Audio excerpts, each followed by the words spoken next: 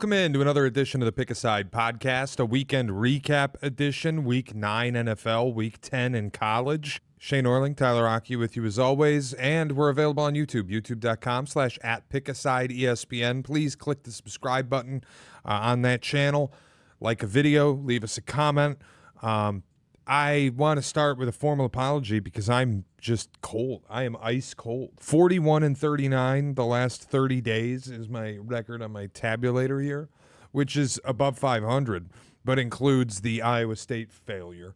So I feel like I've just been bleeding cash. And college football this week was a fucking College disaster. was a bloodbath this week. My goodness. Just a total fucking disaster. This sport is so unpredictable. But Tyler, how are you on a Tuesday?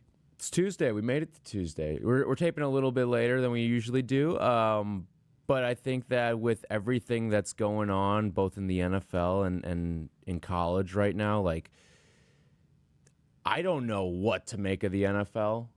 It changes every single week. Yep. College, I've got no grip on it. The NFL, it's like I either have the best week of the year or the worst week of the year. College is just kind of like I've been taken behind the woodshed every single week. Yeah, and right when I felt like I was getting a grip on college and kind of figuring out who I thought was good and where everything was going, now I can't figure shit out about this sport. You got Georgia, I'm laying 7, and you kneel down on the 1 on your way in to score the spread covering touchdown, and Kirby's applauding it. K-State +7. K-State jumps out to a 7-0 lead. It's a war in the first half. Nobody can score. It's sitting at 7-7 for what feels like forever. And then you look up, and Texas Tech wins by 23, 43-20. My stupid-ass school. Can I tell you something? When I hope that I pass before Jonathan Smith so that I can greet him when he gets to hell. I can't believe they damn near won that game. And then I log on Twitter and all the Michigan State fans are like, oh, well, you only beat us because the officials rigged it and didn't call a DPI. And I'm like, dude, you should be thanking your stars you lost that game. Yeah. The last thing we need is a conference win right now. I'm trying to get this guy fired. Could be worse. You could have started a true freshman lacrosse player at quarterback this week. Yeah, I mean, I think that may be the single most arrogant coaching move I've ever seen in my life. A true freshman from a different sport that isn't even like football adjacent sport. Like, it's not like you put a wrestler at D tackle here. I know. It was unreal. And you damn near almost beat North Carolina doing it. Oh, not really. No, but in the first half, yeah. The first half box score. People, if you didn't see it, and I'm sure you didn't, Friday night, Syracuse starting a true freshman lacrosse player at quarterback had like 70 yards of offense, was 1 of 11 passing, and entered halftime with a 10-6 lead. Yeah. They were getting outgained by like 300 yards, and they had a 10-6 lead. Thanks to a defensive touchdown, yep. No, it's just this sport continues to wreck me. Vandy, I wish I had gotten the late 3.5. Instead, I got the 2.5. Did you end up taking a 3.5, or you got the early line? No, I got 3, a flat 3. So you got the push L of push Ls. So neither of us won. Yeah. But Vandy within an eyelash, like just fall on the fucking ball. Yeah. How long could that ball have stayed in bounds in reach territory of a player? Like this whole thing. So today we're going to do something a little different. Yes, we will recap the cards quickly, but we have hit the midpoint in the NFL. And as we go through this final 3-week stretch, this sprint to the finish line in college, I wanted to do something different and go more sports talk than betting talk. So I gave Tyler some homework. I did some homework. I have 5 big opinions in college and 5 big opinions in the NFL. And some of them might be betting related. Some of them might not be. So we're going to do that quickly after we recap the cards in the weeks that were.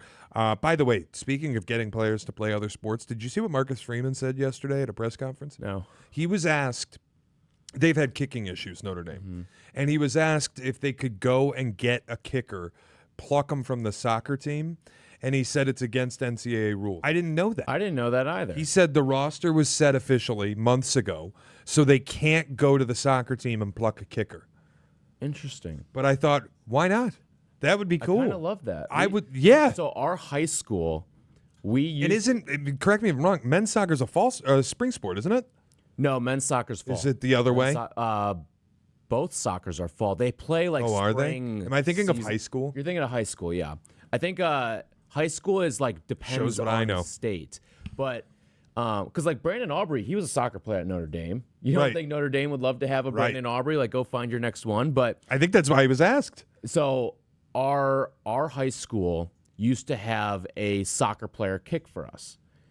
But the thing is that soccer players and football players would have games on Friday. Both teams would play on Fridays. So what would happen was we would go for 2 until the soccer game was over, and he would show up in uniform and come kick extra points in like the second quarter through the end of the game. That is incredible. First quarter, they went for 2. Because you had to. They didn't have a backup kicker. That's incredible. To just recap the card quickly, and then we can get into the more sports talky discussion. All right. I had the over in Miami SMU. I thought I got a gift when this game ended up in overtime, 20 each. And then Carson Beck threw one of the most disgusting passes you'll ever see that was just easily intercepted and ended any shot of it. I had family at my house. This game was on. I felt I was slightly embarrassed. So my wife's graduation was this weekend, and we had... Congrats to Ken's. Thank you. We had my family over. We had her family over. We're all hanging out. We made like a bunch of meals. People are hanging out, having a good time. And I'm watching the end of Miami SMU. And Carson Beck steps back and just lollipops that ball over the middle for the interception. And I stand up in my own house with all my family in the house. Everybody's just arriving and starting to talk. And I go, "You fucking moron. Go fuck yourself. Fuck this." I turn the TV off. My dad's dying, and my wife looks like she's seen a ghost because her whole family's just walked into the house, and I'm screaming at the TV because Carson Beck threw that pick. That's incredible. That's incredible. That is one way to welcome in the in-laws. Yeah, that was my first loss of the day. Have they seen you crash out to that proportion before? Yeah, of course. Okay. I didn't really think it was that big of a deal, but they were like, whoa. Good to see you too, Shea. Vandy plus 2.5. Whatever. I had no business even thinking I was going to have a shot at covering this game, so at least they gave me that. Minnesota laying 3, flat push, beat Michigan State by 3 in overtime. Kansas State plus 7, destroyed. Over 50.5, IU. Now, that was one that I think we can find a little consistency. Yeah. Indiana overs feel pretty good. Yeah. But it's just like they're a weird team because then they'll have the clunker like what they had against Iowa. Like, they play some of those games, too. You just got to figure out what's the week where they're not going to, like, try to end someone's life. By the way, interesting note, they're 14.5-point favorites on the road at Penn State this weekend. The total's 49.5, not to get ahead of ourselves. One, I probably will lean towards the over with a number lined south of 50 again in an IU offensive game where I think there might be quit on the other side. But two, does that number not suggest that Indiana's about a 7-point dog to Ohio State? Okay, so based off of last week, what was it? 21.5. But it closed at like 17. Yeah, there were 18s late. So maybe, and this is on the road. Penn State was at Ohio State. Could this be like a field goal spread between Indiana and Ohio State? Maybe like a 4.5. We'll see. That sounds about right, though, doesn't it? It's to me. But like, remember last year when they played and it was 14.5 or something, and I said just pound OSU. Yeah. This is going to be lined a little tighter than I even expected, which to me, we'll get to it. But like Indiana, if you haven't accepted that they're a national title contender, it's time to accept that they're a national title contender. Georgia -7. I already went over it. They had a chance to cover. Running back kneeled it down at the 1-yard line. Whatever. Cal plus 4.5. I'm sorry. Virginia raced out to a 10-0 lead. They're up 17-7, and you kept feeling like you were in cover range, but it was just blue balls. Cal blows. And that quarterback, what a fun start. Yeah. AMS. Over 67.5. Mississippi State, Arkansas. That was easy. Ole Miss laying 12.5 was not easy, but it got home. And then Tennessee laying 3 at home against Oklahoma. I can't get a grip on my Sooners. When I love them, they or the Vols for that matter. And when I don't love them, they play. But look, Mateer played better. I'm not going to sit here and say he played great. And if they get that John Mateer the rest of the year with the defense that they have, they got a shot to win. Anybody does at this point. Yeah. Now, things would have to break their way with the losses. You need some help along the way, but yeah. But they have a shot to get themselves into the playoff, which honestly, like, go ahead, recap your card, and then I'll lead with where I want to start with the big opinion. All right, so push on Texas with the 3, and then I was on Georgia with you. Maryland just got fucking smoked in that game. Iowa State was a loser. Arizona State wins outright on the road with the backup quarterback. Mississippi State came through for me. Ring the cowbells. Good on you, by the way. 5.5-point Your dog, team. and not only, like, they were down, I want to say like 13 or 14 late, and then they came back and outright won the football game. Petrino's done it already. Tennessee loser, and then USC Nebraska was a defensive struggle, or an offensive struggle rather. So also of note, we got another coach got his number called this week. Hugh Freeze. Yeah. Please exit stage left. Did you see how they sniffed it out? No. Because the tea time? The golf tea yes, times? That was Sunday incredible. Tea time? College football's the greatest. For those who didn't see it, basically people within like the Auburn message board, the message board geniuses, noticed that at the Auburn University Club, the tea time, there's a permanent tea time on Sundays at 1:30 for Hugh Freeze and like 3 other people. That tea time had been wiped from the system permanently. And that's how they figured out, hey, this guy's probably not going to be around here much longer. And boom, he's gone. What else you have? Is that it? That's all for college, yep. Okay. Let's get into the opinions. I'm going to lead actually SEC anyways because I think there's 2 ways you can go, and I've chosen my direction. The one way you could go would be to say that the SEC is what it was a year ago. They can't spend the money. They're all very competitive and close to each other, but it is building fake resumes, and they will find themselves getting killed by an Ohio State, by an Indiana, by an Oregon, that it's the same thing it was a year ago. I've chosen the other path. I think the SEC is finally as good as SEC fans claim their conference is. I think this conference is outstanding. And if you floated me, like, I'm at a point now, even Texas I'm starting to be willing to include. And part of it is the preseason bias or the preseason pedigree that existed starting the season number 1 overall. But they're stacking good wins now. Yep. And it's not faking it. Like, beating Vandy the way that they did, and I know the score says 3-point game, they fucking crushed Vandy. They were in control from start to finish of that game. But I like A&M, I buy as legitimate. Alabama, I think, is a national title contender. Georgia, it wouldn't shock me if Kirby won the national title. Ole Miss, I think, is a national title contender. Oklahoma, you know how I feel about them. With the defense that they have, it wouldn't stun me if they can get in, if they win a couple games, if they get the right John Mateer. And then Texas, any of those teams could play in the national championship, and I would not be surprised. Yeah. And that's like, in the Big Ten, I feel differently. The Big Ten, I think I'd be surprised pretty much if anyone other than Ohio State or Indiana were playing in the national championship game. I'd be surprised if Oregon got there. I would be surprised, but it would be like a mild surprised. Like, I'm not going to sit here and say I'd be shocked. Yeah, like it would register as like a 6 on the surpriseometer there. But I'm making the broader point. There's only 2 Big Ten teams I think are even on the level with the 6 best SEC teams. Yeah. And if you want to throw Vandy in, then it's the 7 best SEC teams. Ohio State and Indiana are the only 2 teams in the Big Ten I think are even close. And I'll tell you another thing.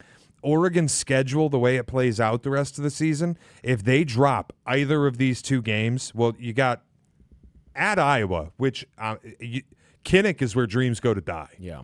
And it's a west-east trip. They're only laying 5.5 this weekend at Kinnick. Ooh. Dude, there's something fishy trappy. there. Something trappy. More on that later in the week. Minnesota, Oregon. I mean, Minnesota's dreadful. Oregon will crush them in Autzen. Then they get USC at home. That I don't think is a necessarily easy game. It's not a layup. And then they go to Dan Lanning's House of Horrors in Seattle. If they lose a game the rest of the season, I think the SEC has an outside shot of getting 6 teams into the playoff.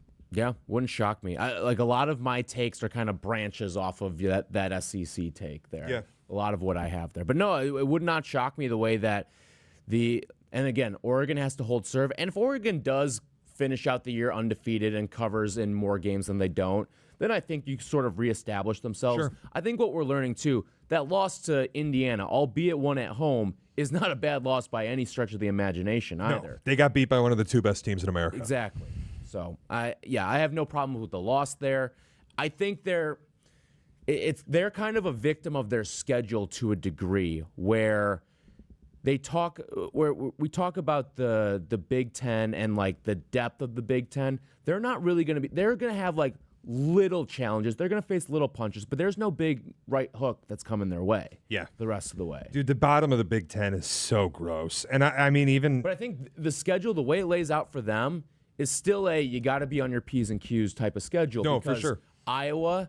Yeah, it can be a tricky spot there. You're going on the road, west to east. I'm guessing, is that like a big noon game, or is that a 2:30? Oh, 2:30. Okay, so it's not terrible. But then the USC game, the Washington game, no one's going to confuse any of those teams as playoff contenders. But it's not like they're all bad teams either. Washington's a solid team. Iowa's a solid team.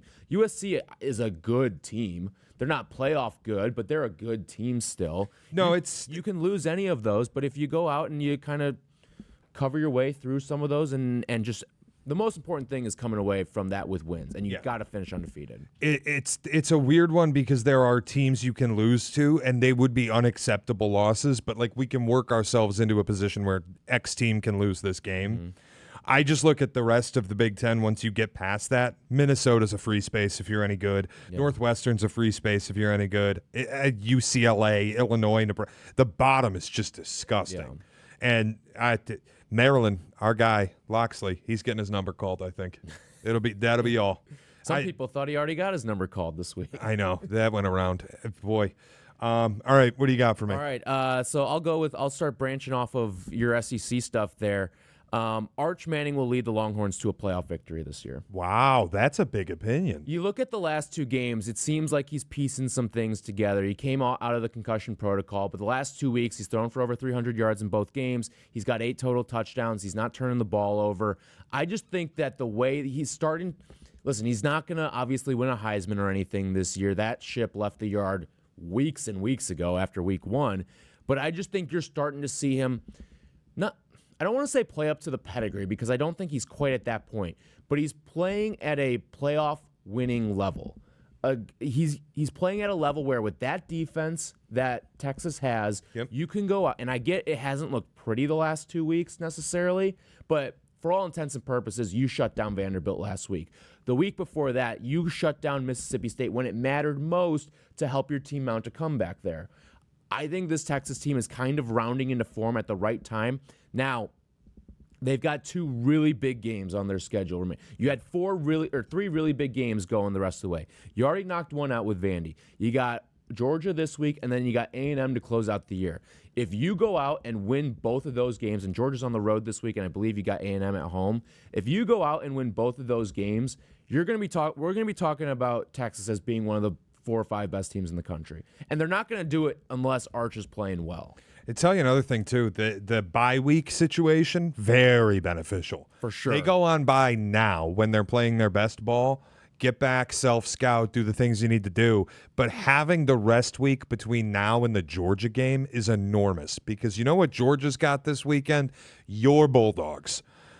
And that is like... Oh, this may be one of my favorite Bulldog spots of the year. Look ahead spot of the year. Yeah. I already looked at it, and I was like, I'm circling that. Aki and I are going to be together on that game. You know you don't have to twist my arm for that game. No, I think it sets up nicely. Now, getting a playoff win for me, it will depend on their draw. And if Texas can get the game in DKR, then I think they'll be in a really beneficial spot. Think about, what has to happen for them to get a playoff spot. In all likelihood, you're going to have to win 2 of your finals. I can see it already.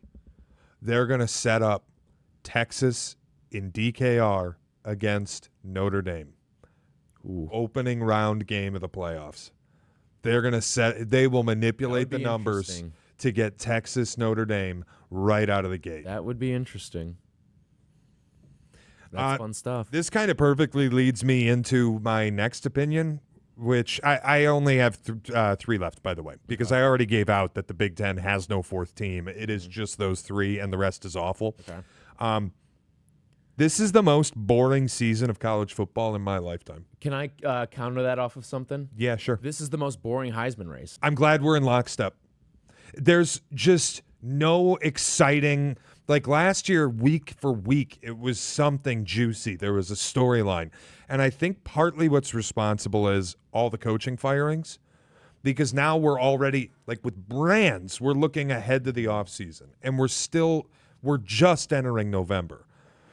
But the other problem is I kind of know who's going to get to the playoff and who isn't, with the exception of certain conferences and certain at-large bids. And I'm just ready to get to it. Yeah. Because the firings have turned marquee matchups into shit. Mm-hmm. Ohio State, Penn State was supposed to be electric. Last week was supposed to be the week of the season with multiple brand matchups in the top 25. We had 2 versus 3 scheduled preseason, Ohio State, Penn State. All the firings and all the dead teams. It's just made the weekly follow through this kind of a slog. But I also think it's setting up a playoff where I'm ready for it, and I also can't wait to get to it, because the idea of a committee having the ability to manipulate seeding and set up something like Texas and Notre Dame, or set up something like, you get Ole Miss and Oklahoma. Like I know there are certain brands here people aren't going to love to see. BYU, Texas Tech, Virginia, Georgia Tech. Could we get Georgia Tech as the end of the year rivalry game and then an instant revenge spot in a college football opening weekend game? They got to get in. Georgia Tech? Yeah. Yeah, I know. Because that loss this week to NC State did not do them many favors. They saved Dave Doran's job. I will say, I think there's 2 culprits. What did do them favors was Mario Cristobal deciding to end his season. That is true. I will say there are 2 culprits that I think are responsible for why we feel the way that we do. And it is Penn State and it is Clemson. Because there is a degree of, I would have loved to see how Clemson navigated this season if they were undefeated and or maybe they just had the loss to LSU. And I'll even throw LSU into that. So 3 culprits, I should say. Because those were 3 teams that you and I thought very highly of preseason. And if those 3 teams were good, like top 10 level good, I don't think we would feel the way that we feel right now, because you'd have a Clemson team where it's a plucky ACC, and every week they have to kind of stave off some of these inferior opponents. I kind of like having that team that has to live on the edge like that. Then you've got LSU. You're just talking about it would be another great matchup week in and week out in the SEC.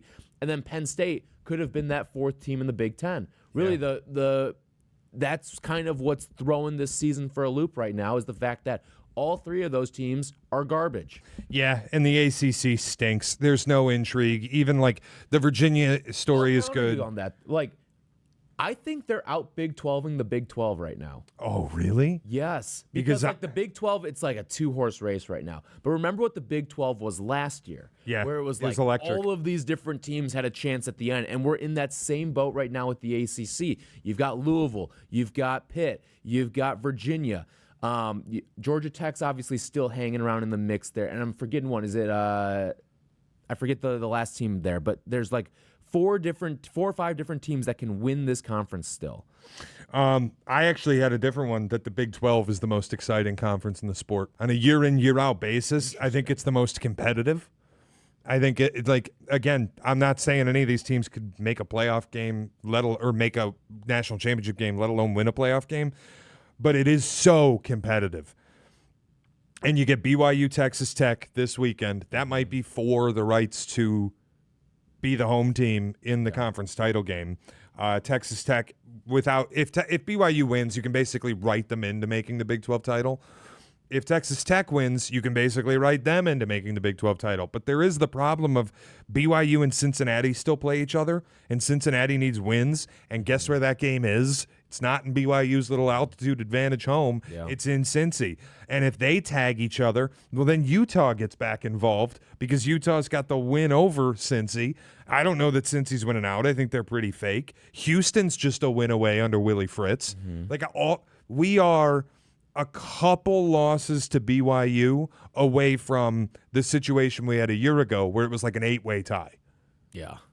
That's awesome. I mean, The Big 12, the ACC is kind of similar too, where they've got 6 teams that are 4-1 or better right now. Yeah, I think that look, the It's SEC. not great. They're not winning any playoff games, but maybe Texas Tech could win a playoff game. But for the large part, they're not going to win a playoff game out of these 2 conferences. But it is probably the most fun if you're like tracking who can win the conference week in and week out. I will say the SEC's got a lot to sort out too. Texas is alive in the conference race. Texas beats Texas A&M. Suddenly they'll vault them. If they beat Georgia and A&M, they'll find themselves in Atlanta. Yeah. Despite the 2 losses early in the season, the SEC is the Big 12 and the ACC on steroids. The SEC has become the NFL. I'll just put it that way. The SEC is like watching the NFC. Yeah. That's the point that we've hit.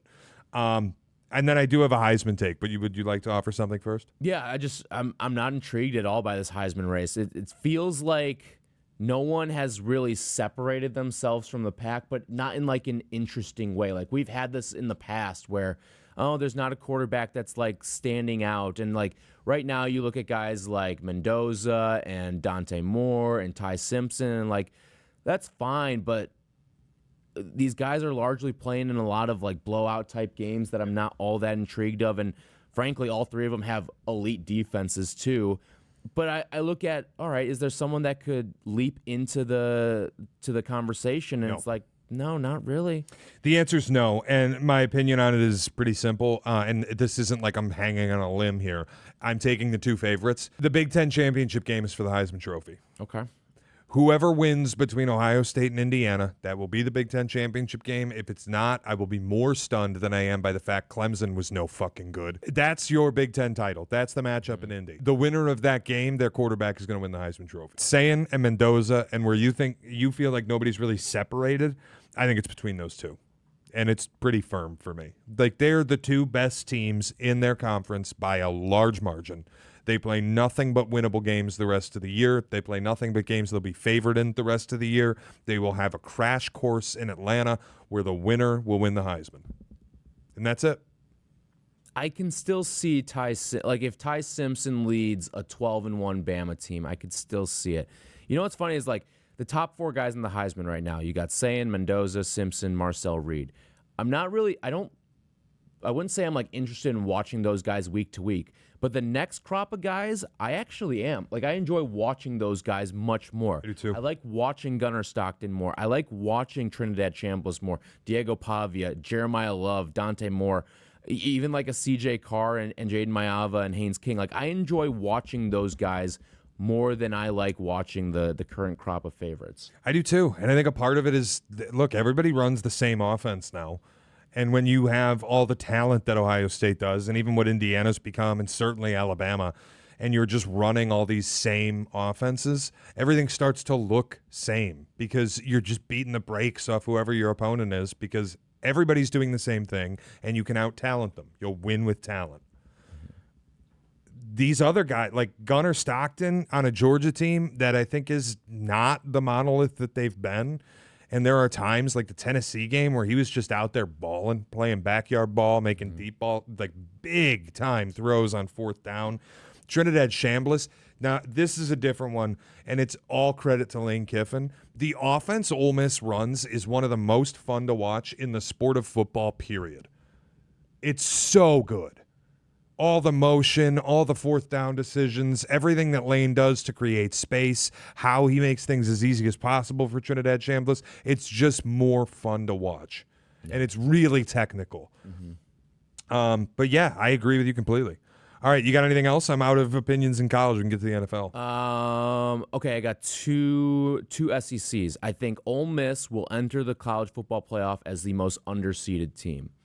As in, this is a team that no one's going to want to face, and it's just because the logjam of what's ahead of them right now is too good and kind of too immovable for anyone. So, like, Ole Miss is probably going to enter this thing as, like, a 6 or a 7 seed, when in reality, they're playing at the capability of, like, a 3 or a 4 seed. Yep. And I just, like, for a lot of the same reasons that you just said, the offense has been a lot of fun. The defense is pretty good, too. They're a very complete football team, which is usually not Ole Miss's MO. Usually they're a very one-sided football team, but this is as complete of a unit as they've ever had before. I love watching them. I do too. And then my last one here, Bama may have a loss, but they are just as good as the number 1 and number 2 team in the country, Ohio State and Indiana. We've said it a number of times on this show. The best thing that could have happened to Alabama was them losing week 1 to Florida State, because it was a wake-up call, it was a kick in the ass, and it's got this team where it's at right now, because without that, it firmly put Kalen DeBoer on the hot seat, and boy, has he coached like it ever since. Yep. They're not just winning games, they are dominating for all 60 minutes ever since that first game against Florida State. Now they get to kick the shit out of the dead body of LSU at home off a bye week. They get Oklahoma also in Tuscaloosa next week. Like that Oklahoma game, to me, is just going to play out like what we saw in the Vandy game and the Tennessee game, where, yeah, Oklahoma, resurgent, feeling themselves a little bit. But at the end of the day, it's going to end up being like 37-17. Yep. Eastern Illinois is a bye, and then you get to kick the shit out of the dead body of Auburn. Yeah. They are going to, in my mind, win the SEC the way we felt to start the year. They're outstanding. They're our saving grace in our pool with Rob, aren't they? Yeah, and they honestly, I feel like Abdallah, because I kind of adopted them fan-wise this season. I do. Ohio State is tremendous, and Indiana, I love the story.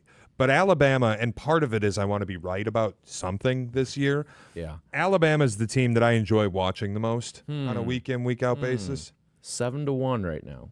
To win it all? Yeah. I'd fire that. Because like it's only going to shorten. If they win the SEC, it'll only shorten. Right now they're the third favorite. Ohio State's plus 220. Indiana's 5-1. Bama 7-1. Maybe you wait and see if they lose the Oklahoma game, and then you pound it. But I just don't feel like they're going to lose the Oklahoma game. Like I would be either. thoroughly shocked. I don't either. I do think they're national title good, and boy, But hey, they fumbled that game last year, so you don't think Kalen DeBoer wants to get back to the Natty? no, you're probably right. All right, NFL side of things. I'll run through the card quickly. It was a week that was in the NFL. I want to go through a couple of the games, and then we'll get to the opinions as we hit the midway point. Overall, not terrible for me. 4-3 week. It started badly. Houston laying 1.5 was a loss. That's a loss, but that's one you can live with when C.J. Stroud goes out. It's just like you kind of chalk it up as a loss at that point. It just sucked. And they so clearly would have won going away maybe if Stroud had been in the game. But once it's Davis Mills, you're dead. Giants plus 2.5. I apologize. On behalf of Tyler, I apologize. On behalf of America, I apologize. They led in that game. What the fuck? Yeah. But they just got pumped.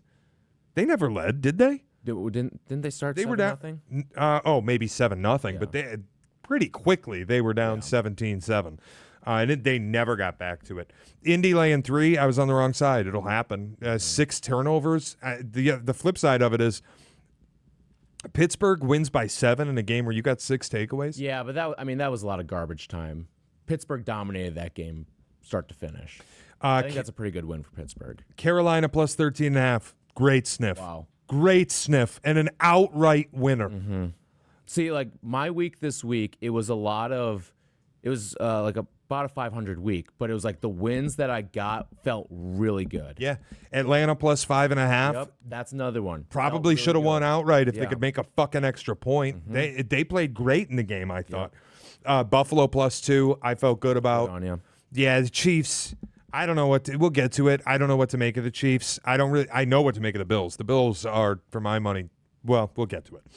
Arizona plus 2.5 on Monday Night Football, won outright 27-17. I still can't even explain why I felt the way I felt about that game, but it was all Arizona. Yeah. Go ahead. Well done. I was in the same boat for a lot of those as you. The only other one is I had Minnesota plus 9.5.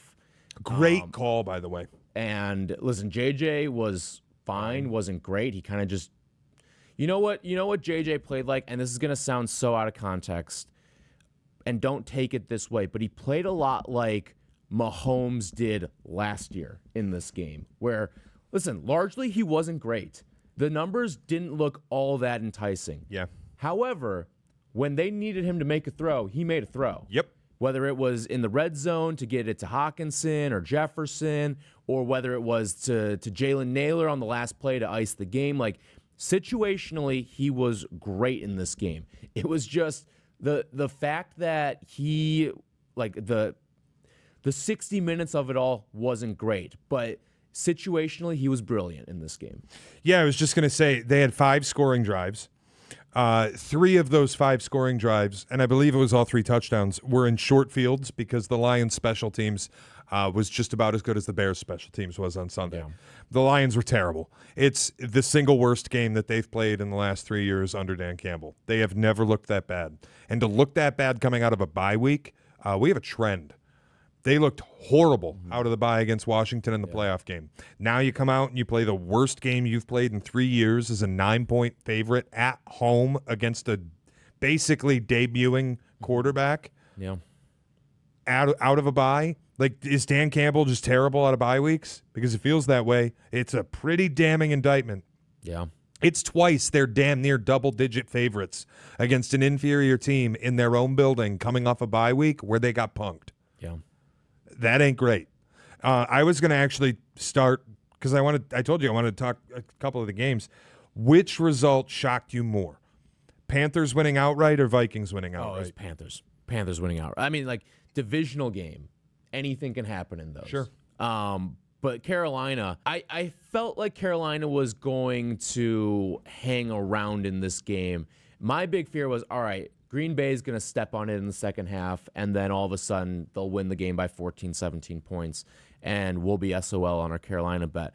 For them to win outright as a 13.5-point dog on the road at Lambeau, I mean, listen, you and I like this Panthers team, but I don't think any of us would have picked them. I don't think any of us would have picked them to have a chance in this game against Green Bay. And this may have been a final straw for a lot of survivor pools, too, when you're talking about the biggest spread of the week, outright winning the game. But, yeah, for me, it's not even close. It's Carolina being a bigger upset. Okay, I ask because before I get to my 5 big takes, I wanted to offer the honorable mentions. I don't even think this is a take, but it's just something I want to say. Fuck the Packers. Holy fucking shit. Fuck this team. Matt LaFleur, you are a clown. Like, what is he doing? Yeah.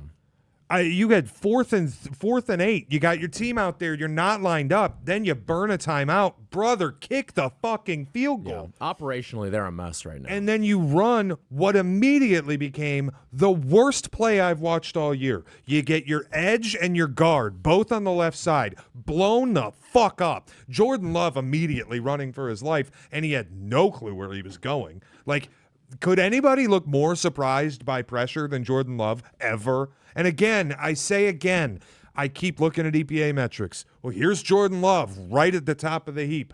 Explain it to me. Because when I turn my TV on and this dude's rolling left out of pressure, scrambling like he's got no clue where to go with the football, then he'll just launches a prayer. You're in the low red zone and you pop a rainbow prayer directly to Mike Jackson. Dude, he's wearing the other jersey. The camera pan was golden because you see the ball go in the air. There is no one in the area. Not even close. And then all of a sudden, Mike Jackson is trying to field a punt in the end zone there. And then he drops it. They are really pissing me off because they made the Parsons trade. And I'm like, okay, I think they're just going to win the NFC North. And I made that bet with Cap where Courtney and I get a free dinner from Cap if the Packers win the division. And watching them every week is fucking exhausting. It's exhausting, but I still think they're the class of the NFC North. I hope. The only thing saving them right now is the fact that the Lions did what they did against Minnesota. And then again, honorable mention, are the Bears quietly entering the division race, or is the defense too dog shit? No, the defense is not good enough. And frankly, I just look at the schedule that they have played and will play. Yeah, I agree. And I don't think it's going to – I don't want to say like it won't end well for them, but I think their ceiling is 10 wins, and I don't think 10 wins is winning this division. All right, another quick honorable mention. I think the Rams are the best team in the NFC. Fair or unfair? I put the Rams are the most complete team in football, in my opinion, as one of my takes. Really? I mean, look at what they do offensively. You've got an MVP caliber quarterback. The way that Stafford's going right now, we'll see what happens with the Puka injury here, but the way he's distributing the football right now, you've got what Devontae Adams has done, what Puka has done, getting Tyler Higbee involved in games too. They're a fun watch, man. They're a fun awesome. watch. And then defensively, they're just as much the part as they were a year ago, and it's just another indicator that defensive success in terms of sustainability is always going to be predicated on your ability to rush the quarterback. It is not turnovers. Jared Verse is up to 15 quarterback hits. It's incredible. 15 quarterback hits. Braden Fisk has been great. Byron Young's fantastic too. Like, they are an incredible group. Yeah, they're an unbelievable team. I like watching them. Is just that's what football's supposed to look like. And Stafford's having an MVP season that nobody is talking about. Yeah. In large part because of some of the storylines. I mean, we talk Jonathan Taylor. You can talk about Sam Darnold. You can talk about Daniel Jones. Stafford quietly has been Drake May, obviously, but Stafford's been every bit as good. Yeah. Pound for pound, he's been outstanding.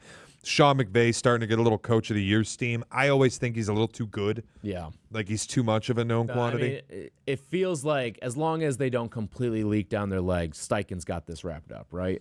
Steichen or Vrabel. He and Vrabel are tied, but I do want to offer you something when we get to the big opinions. The last thing I'll say, if the Rams are the best team in the NFC, I think the Seahawks are making a case that they're the second best.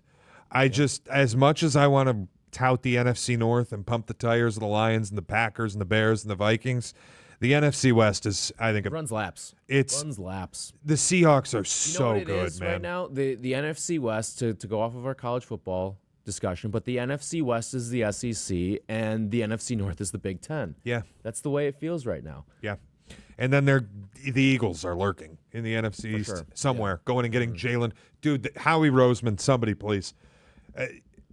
By hook or by crook, he's going to find his way to a Super Bowl. Somehow they're going to turn this defense into a great one. Yeah. Trading for Jalen Phillips. Are you kidding me? Good player. All right, to the takes. I'll start with the Coach of the Year one. Everybody's talking about Vrabel. Everybody's talking about Steichen. You've got McVay stuff. There's Shanny steam. I actually think the job nobody's talking about is the one I would give the award to, and maybe it's just my bias. I think Dave Canales should be way more significantly in the running for Coach of the Year, if not close to the favorite.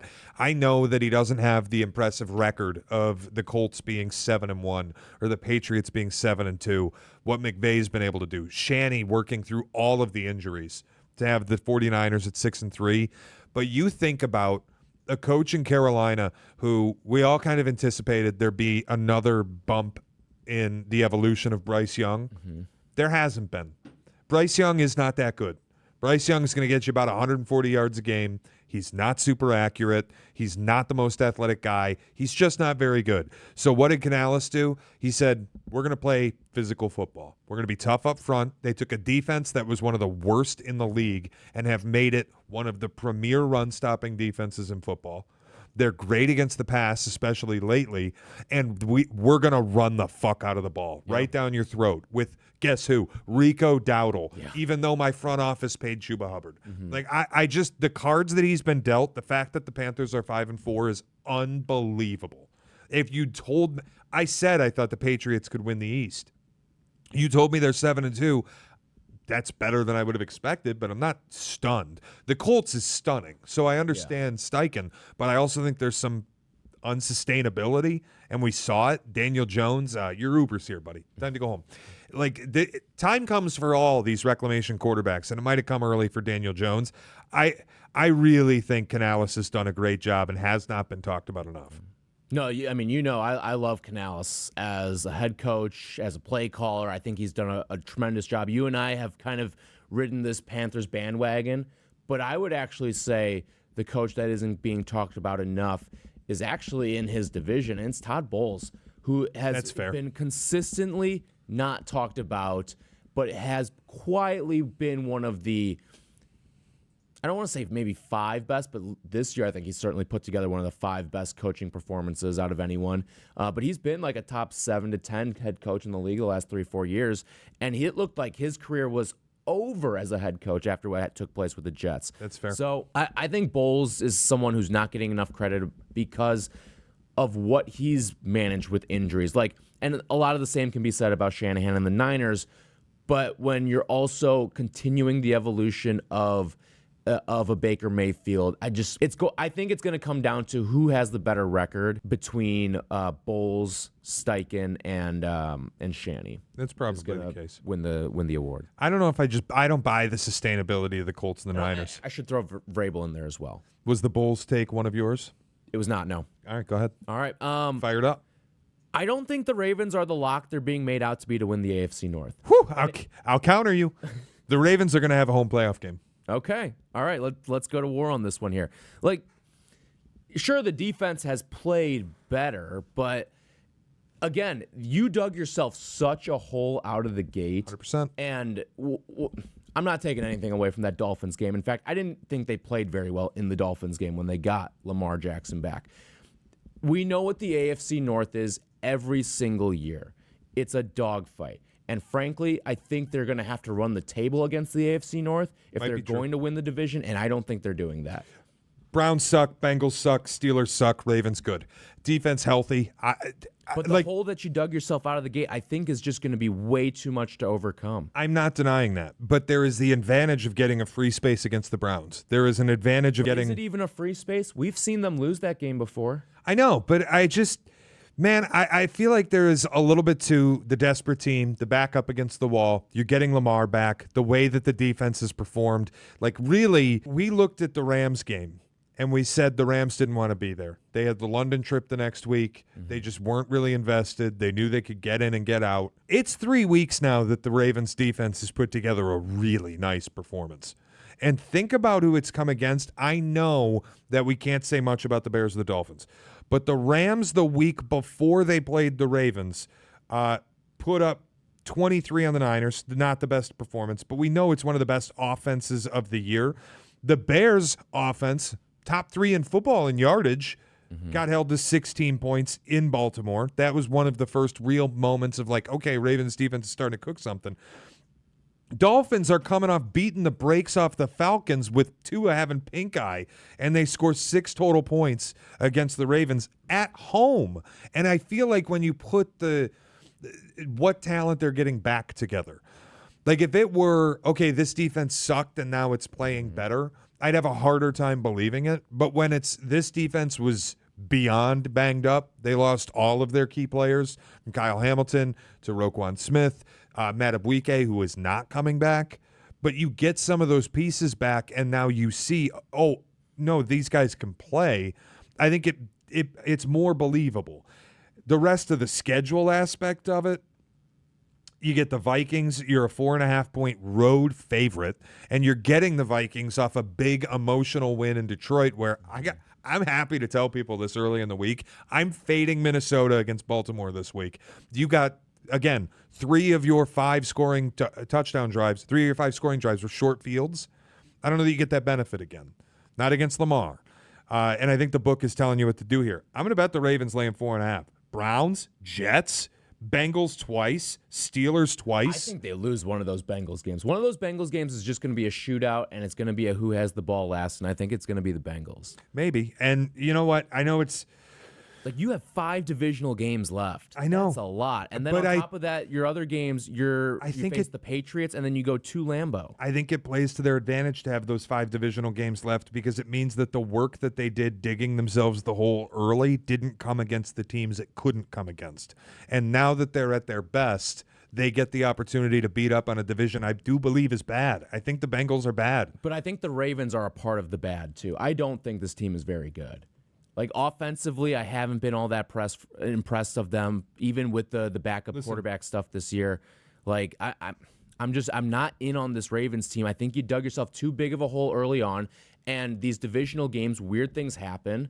We saw what happened last week, Minnesota and Detroit, and I think the Ravens are going to find themselves as being a part of that. I'm just here to say I think the Steelers suck. I think the Bengals suck. And listen, I think the Browns suck. This is not an endorsement of any of the other teams in the division. I'm not high on Pittsburgh. I'm not high on Cincy. I just don't think the Ravens are all that they're being pent up to be. I think largely those teams are going to play about 500 the rest of the way, and that's not going to get the Ravens in the playoffs. I'm not even telling you that the Ravens are good.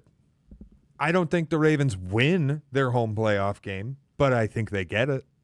I do think they're going to win this division.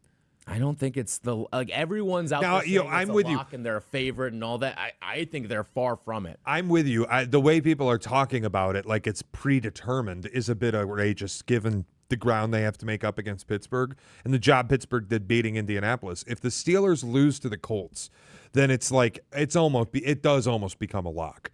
But the fact that the Steelers won that game and the way that they won it with defense, you feel a little better.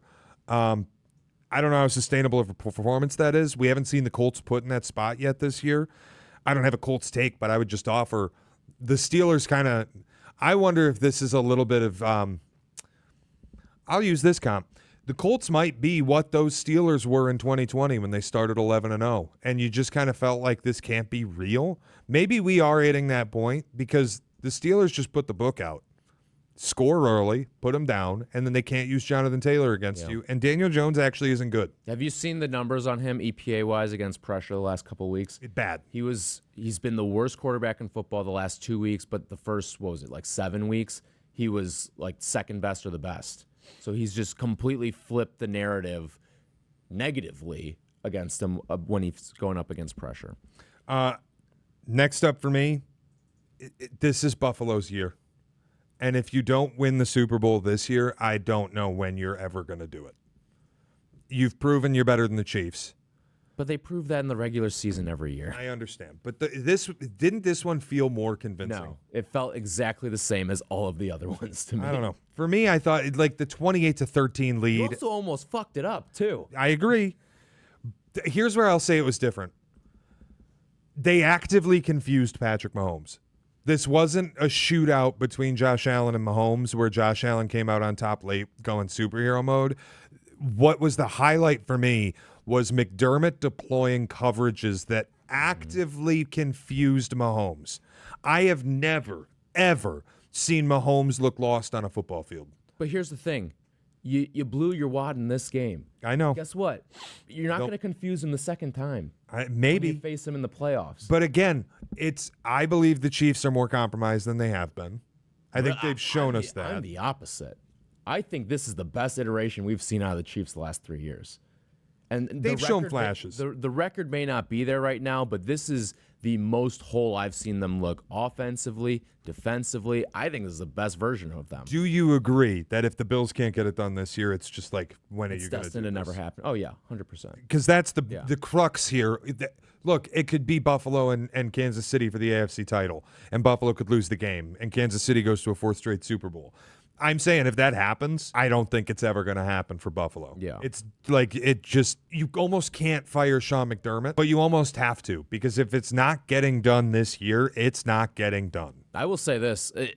This is the most important divisional race that I don't know if Buffalo thought they would necessarily be in. I agree. Of this run of Josh Allen so far. Dude, if they don't win this division and they end up going on the road with this team in this season and they got to play all road games and they got to play a road wild card game, that Patriots loss might come back to haunt them in a really brutal way because the Patriots are not slowing down. Now, again, questions of sustainability because of how bad their schedule has been and the sacks that Drake May takes. That's becoming a real concern for me. That said, schedule ain't getting more difficult. No. Like you pass the Atlanta test and now you're back to easy teams. Yeah. And the other part, like that last divisional game between Buffalo and New England is going to mean everything. Yeah. It's going to mean everything. And it's where? New England. New England, yep. Mm-hmm. It's just Buffalo's got to make sure they win their own division. Yeah. And it's, again, like I feel like it's their year. I feel like they're the best team that I've watched in the AFC on a comprehensive basis, even if the Chiefs have looked more the part this year. But, like, obviously the Bills just beat them. I feel like Buffalo's the best team I've watched in the AFC. And if they don't get it done this year, I don't know when they will. Yeah. To branch off of that, one of the little side things that I had for this exercise was James Cook is my favorite back to watch in football. Dude, he's so fun. He's like the way that he just glides on turf. There was the stat this week, running backs, the highest percentage of their carries that result in 5 or more yard gains. Kyle Malone guy and James Cook. Yep, James Cook is number 1 in that department. And it's more impressive with James Cook because of the volume that he gets, too. I mean, the way that for kind of a narrow guy. I mean, he's got shades of his brother, shades of like guys like Kamara, a little bit of CMC in him too. Like all the way that he moves, it's a thing of beauty to watch with this run game. I thoroughly enjoy watching him. He's one of my favorite football players. I think you're going to like this one, and I'd like you to find me a number because I think I'm going to bet it. Okay. Will Johnson should be Defensive Rookie of the Year. Ooh. I don't know why you thought I would like that one, but I just thought it was personal enjoyment or like no, not personal enjoyment. I just thought you'd be like, I'm into that. Yeah. Watching him play last night, he's so good, but it's also the other reason I thought you'd like it. He was one of our guys. Yeah, he was. He was at one point the presumptive number 1 pick in the draft, and then he got hurt his senior year at Michigan, and he fell into the second round, and we felt like Arizona got a W getting him, and he's just been incredible this year. Yep. One of the best corners in football. It's probably the best rookie corner season I have watched since Sauce Gardner, which I know is not that long ago, but that's the level that he's playing at. I think he's been stellar. Although I will say, you know who entered their name into the conversation with the way that they played? Is the favorite still Abdul Carter? Yeah, it's Carter. But Will Johnson's 30-1. I will say, off of what you were talking about with the Bills, Maxwell Hairston, my goodness. Yeah, dude, he's good. He was incredible. He's good. Incredible in that game. And that run down the sideline, I can't remember who he was running with. Oh, was it Xavier Worthy? It was Worthy, yeah. Running he's going stride for stride with him. Down the side and doesn't interfere. No. On the deep ball shot, he's stride for stride and didn't get there early. Dude, he's been playing great. Will Johnson's been great. I think it's interesting. I think we're seeing another really good rookie class. Yeah, especially on the defensive side of the ball, too. And, like, offensively, it's, like, spread across the board, too. Like, Jackson Dart's been the quarterback that's looked the best. And then, obviously, the receiver class. You and I both really like Ibuka. I think Tet McMillan's been pretty good, too. Tyler Warren, what he's done. And then some of the running backs has just been jumbled. Like, Judkins has looked phenomenal, but Travion Henderson can't find the field. R.J. Harvey's had some moments. Kyle Monungai had his moment this past week. Ashton Genty was the favorite going in, and even still, he has some moments. Like, he had a touchdown run the other day or it was a touchdown catch. Yeah, and it was just like, that's incredible balance. That's the good stuff that we saw at Boise State. And then my guy, Aronde Gadsden, too. Incredible. Has been great for the Chargers. So. And you lose Scadaboo for the year, but he was outstanding, obviously, to start things off. Colston Loveland had a big game. I know people like defensive tackle isn't the sexiest position in football, and he's not filling up the stat sheet. If you've watched the Browns, Mason Graham's been awesome. There's Carson Schweinsinger, the other rookie that the Browns put together a damn good class. Yeah, they did. With Graham, Schwensinger, and Harold Fannin and Quinshon Judkins. And a lot of these were sometimes taking unconventional guys or taking guys that people felt like they were reaching on, too. Well, it's what we talked about. Trading out of the Travis Hunter pick was brilliant. And you think Jacksonville wants that back? He's done for the year. Yeah. He might be done into the start of next year. There's no telling how long this is going to go. They just traded for Jacoby Myers while we were taping this. Which, God forbid, dude, I have to tell you, I don't know what the Jags are doing. I don't know if they're any good. I don't know if they're going to make the playoffs. I don't know if Liam Cohen's any good either. Can I give you my last one and then I'll let you wrap us up? Because there's been so much discussion this week, and I mentioned I don't know what to do with them. This is a team that did, I think, in much the same vein as the Ravens, dug themselves a very deep hole to start the year. The difference is their division is good, and they are far behind the two teams in front of them. It is the Chiefs. And I don't know what you do with them as they sit here behind Jacksonville, who they lost to, a spot out of the playoffs if the season were to end today. But they have the ultimate benefit. And the Chiefs are going to take the Chargers' spot in the playoffs. Losing Joe Alt, you could sustain losing Rashawn Slater preseason because you had Joe Alt. Losing Joe Alt after losing Slater, they're dead. Yeah, there's no coming back. I don't know how they ever win 4 more games. I just don't. They can't keep Herbert upright. I think Herbert's in danger of getting hurt. The defense is so long in the tooth. It's been inconsistent at best.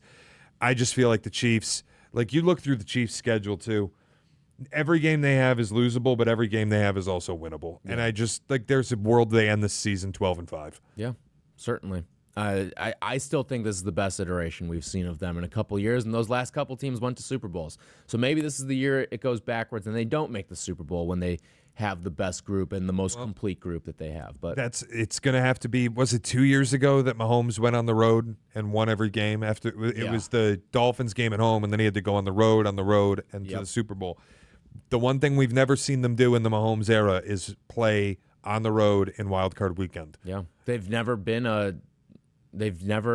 lost they're going for their 10th straight division this year. It's an uphill climb at this point. Yeah. But like you said, one team that's ahead of them right now has effectively eliminated themselves because of injury.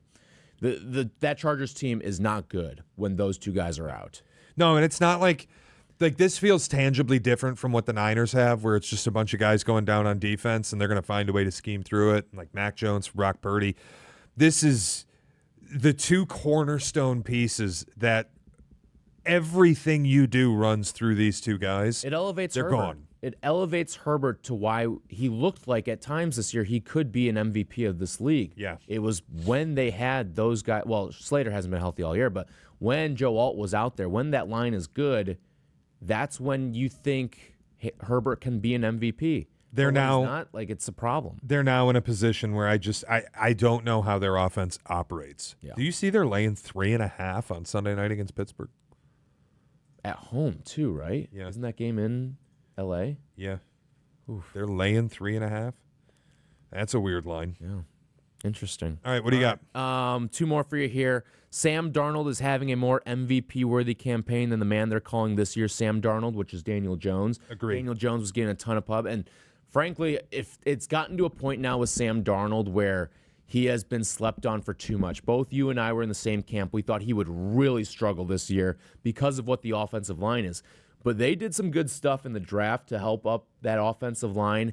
And the way that Sam Darnold has played this year, I mean, Sunday night is just kind of the microcosm of what really the season's been for him. Yep. He was incredible Sunday night. He's pretty much, if you go on a per game basis, because they have had their bye and a lot of guys ahead of him have not had their bye. He's like second or third in almost every per game metric. He's incredible. Passing wise, he's been incredible this year. But I've had way more fun watching this Sam Darnold than last year's Sam Darnold. Me too. Just because it's like, all right, can you do it again? And what do you know? He's doing it again. Yeah, and it's also where you're doing it outdoors, doing it behind that O-line in a totally different offense. Mm-hmm.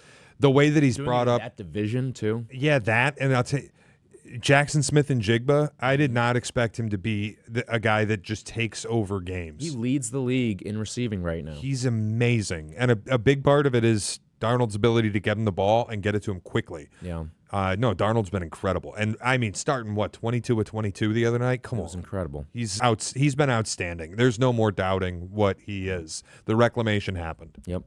And then my last one for you is I don't think the Detroit Lions are all that. And I know a lot of people think that they can win this NFC North. I feel pretty staunchly they're not going to win this NFC North. I don't think they've really looked all that good over the course of the last 3-4 weeks. They obviously lose that game against the Chiefs where they were just dominated in that game. It was not a match for them at all. The Bucs game that they won on Monday night, sure, you win the game by double digits, but that was an extremely compromised health-wise Bucs team that you really just kind of skated by. You didn't look all that good. And then you outright lose last week to Minnesota. We'll see what it looks like the rest of the way. They should have a layup, it feels like, this week. Don't couch this. Go in. Don't couch this take. What do you mean? Don't do the we'll see. Don't couch it because you're right. And I'm saying with this week against the Commanders, like you've got a layup this week. Are we sure about that? I mean, you think Dan Campbell's after what happened last year? I know he doesn't lose in two the in a NFC row. playoff game, and now they don't have Jaden Daniels on that side. Like, I'm going to tell you something. Come on, man. I wish I'd put this on my sheet. The more that I think about it, in the last 3 weeks watching this team, the offense has been bad. It's just motivational spots for them this year. Like the game against the Bears, all right, let's go kick Ben Johnson's ass because he left us. Yep. The week after that, oh, nobody believes in us because we're on Monday Night Football and we're a road dog to a Ravens team that everyone's pumping the tires of. Like They almost spit up that Bengal game a couple weeks ago, and that was against Jake Browning. Yeah. They really have not impressed me. When they play remotely good teams, with the exception of the Buccaneers game, but again, like you brought up, that was the most compromised the Bucs have been all year. They lose. And I think their offense has serious problems. The offensive line is bad. Just straight up, it's bad. Goff's taking uncharacteristic sacks. They're taking a bunch of penalties. The play calling, I think to start the year, I've been workshopping this. To start the year, I think they just used Ben Johnson's playbook. Yeah. And you kept seeing plays, and you're like, oh, they do the trick thing. Oh, John Morton can do all this stuff. Yeah. And I'm like, this is Ben Johnson's offense. And the longer it goes, the less it feels like they can go into that bag, and the worse the play calling gets. And it lacks creativity.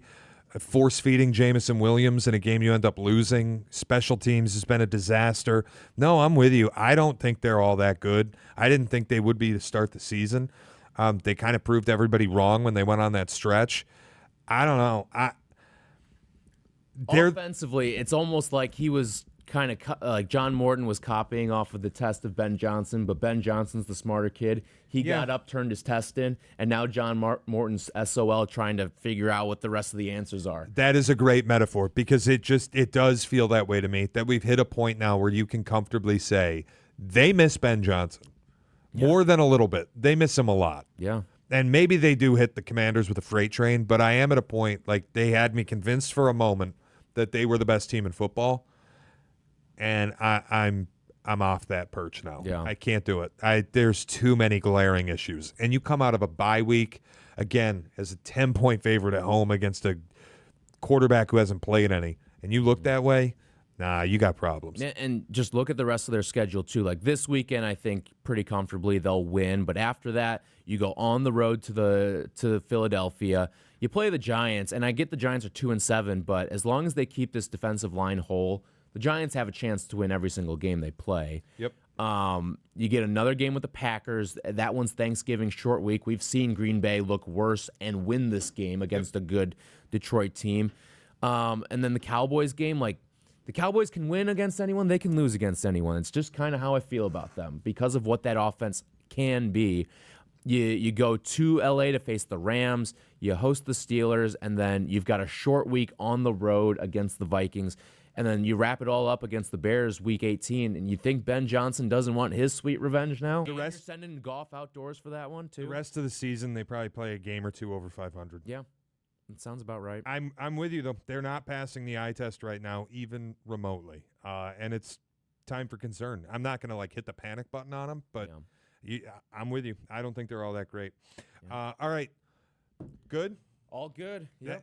That'll do it for us. A recap edition of the Pick a Side podcast. We'll be back on Thursday. College picks for week 11. NFL picks coming up on Friday for week 10. Keep it locked right here. YouTube.com/@PickASideESPN. We'll see you later in the week.